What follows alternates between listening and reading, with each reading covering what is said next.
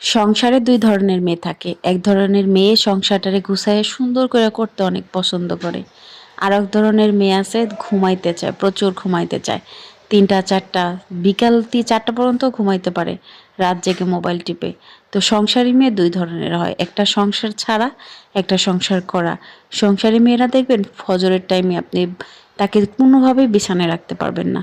সকালবেলা উঠে সবার আগে নামাজ পড়বে, দেন সকালবেলার আশিবাসি কাজগুলো সারবে, ধোয়া পোছা করবে, ঘরটা সবসময় পরিষ্কার করে রাখবে। যেই ঘর নোংরা অপরিষ্কার সেই ঘরে ফেরেশতা থাকে না।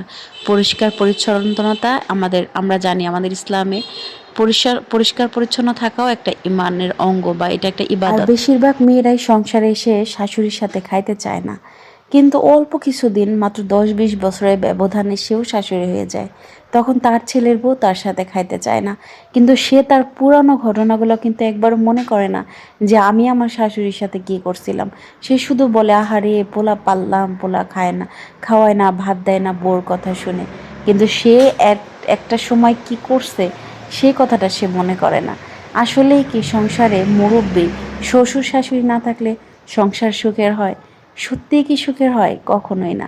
শ্বশুর শাশুড়ি যত খারাপ থাক তাদের সহ্য করে নেন, তাদের সাথে তাল মিলিয়ে চলেন, একসময় দেখবেন তারা মধুর চাইতেও মিষ্টি।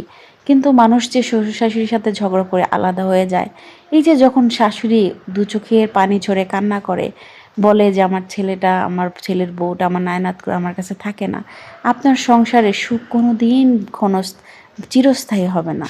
যদি সুখ থাকেও সেটা ক্ষণস্থায়ীর জন্য। আর আপনার সন্তানরা বড় হয়ে কখনোই আপনাকে ভালোবাসবে না।